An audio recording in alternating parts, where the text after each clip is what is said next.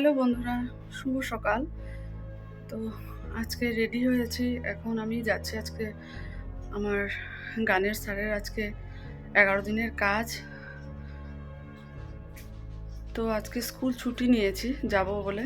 তো অমিতাভ স্কুল থেকে ডাইরেক্ট চলে যাবে, আর আজকে আমাদের হবিষণ্য। তো আমি ঘরেই 12টার আগে খেয়ে নিয়েছি। খেয়ে এখন যাচ্ছি মিতালি ম্যাডামের সাথে আমি যাব, আর অমিতাভ স্কুল থেকে ডাইরেক্ট চলে যাবে।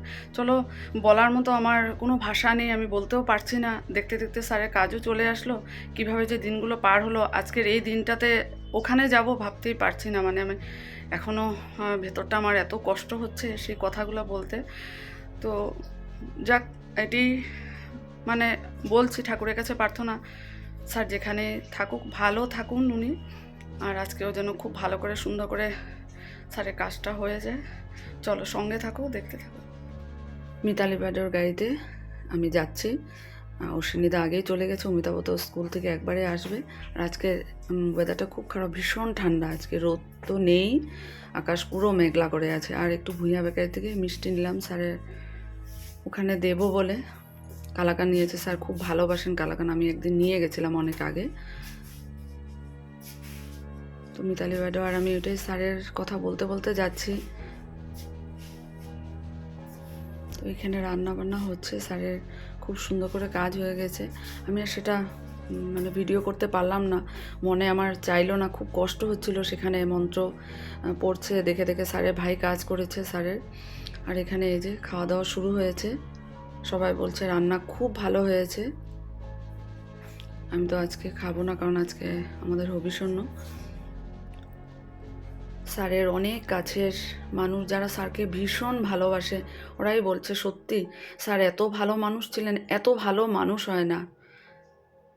গুরু তো সত্যিই তিনি, ওনার মতো গুরু পাওয়া ভাগ্যের। আমরা সত্যি যারা ওনার কাছে গান শিখেছি, আমরা খুব ভাগ্যবান বা ভাগ্যবতী, যার জন্য স্যারের মতো গুরু আমরা পেয়েছি।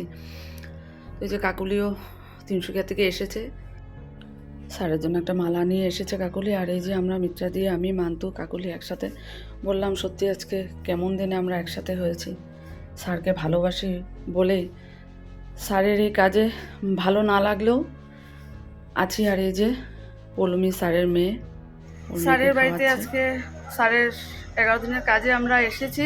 মিত্রাদির সাথে তো আমার দেখা হয়, আর আজকে এমন দিনেই কাকুলির সাথে দেখা হলো। কাকুলিও স্যারের জন্যই ছুটে ছুটে এসেছে। মনের অবস্থা সত্যি খুব খারাপ। যাক, এই স্যারের আজকে কাজে দেখা হলো, কাকুলি আসলো, ভালোই লাগলো। কিন্তু আজকের দিনটা এভাবে আমরা পাবো, এটা সত্যি ভাবার বাইরে আর কি।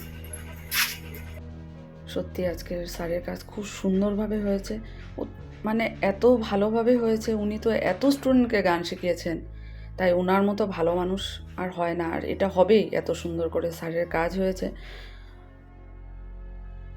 মিতালি বাজার সাথে আসলাম, মিতালি বাজার চলে গেল, আর আমি এই যে বাড়িতে নেমেছি। তো বাড়িতে এসে কিছু টুকটাক কাজ করে এই যে এখন এসে বিছানায় বসেছি।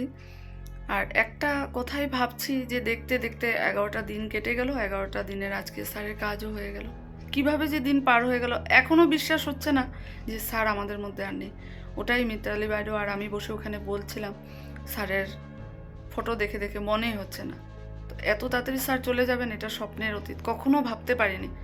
এত স্যার কোনো মানে বিছানায় শয্যাশায়ী ছিলেন না স্যার। তাহলে না অনেকে থাকে তখন মনে হয়, কিন্তু স্যার আগের দিন আমি কথা বলেছি, পরের দিন স্যার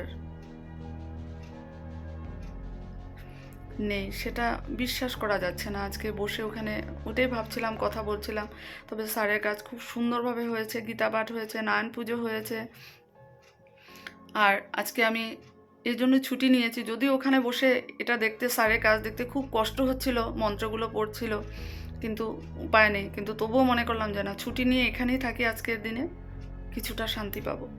মনে ভীষণ অশান্তি, এখনও আমি ক্লাস করাতে পারছি না, নিজের গলা দিয়ে গান বেরোচ্ছে না। তো যাক, আজকে খুব ভালো হয়েছে। আর স্যারের আজকের এই যে দুপুরবেলা খাওয়া দাওয়া সবাই খেয়েছে, সবাই বলেছে খুব ভালো হয়েছে, খুব রান্না টেস্টি হয়েছে। স্যার খেতে ভালোবাসতেন। আর স্যারের একটা কি, স্যারকে কেউ কিছু দিলে না স্যার ফেলতেন না, যদি খাবেন না স্যার আগে উঠিয়ে দিতেন। এটা আমি জানি, কারণ আমাদের বাড়িতে যখন স্যার আগে যেতেন, মা কিছু দিলে বৌদি আমি এটা খাবো না, আগে তুলে রেখে দেবেন। খুব খারাপ পেতেন। দিলে পরিষ্কার করে খেতেন। স্যার এত ভালোবাসতেন, খেতে ভালোবাসতেন। আর এটাই স্যারের কত কিছু শিখেছি স্যারের থেকে, আরও শেখার ছিল, কিন্তু যতটুকুই শিখেছি স্যার গানের বাইরেও অনেক কিছু। কোমর ব্যথা হলে কী করতে হয়, দাঁত ব্যথা হলে কিভাবে করব, দাঁতের যত্ন কিভাবে করতে হয়, তারপর ক্যালসিয়ামের জন্য ক্যালসিয়াম ট্যাবলেট খেতে হবে না, চুন একটু দিয়ে গরম জলের মধ্যে গুলে ওটা খাবি। তো এটি স্যার গানের বাইরে অনেক কিছু আমাদেরকে শিখিয়েছেন। আমি শিখেছি, কারণ প্রতি সপ্তাহে আমি যেতাম, স্যারের এটা ওটা বলতেন, অনেকেই শুনতেন, অনেক গার্জিয়ান, অনেক স্টুডেন্ট।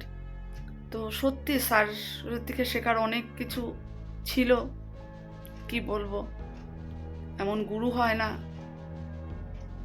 আমি সত্যি, আমার লাক খুব ভালো যে স্যার মতো গুরু আমার জীবনে আমি পেয়েছি।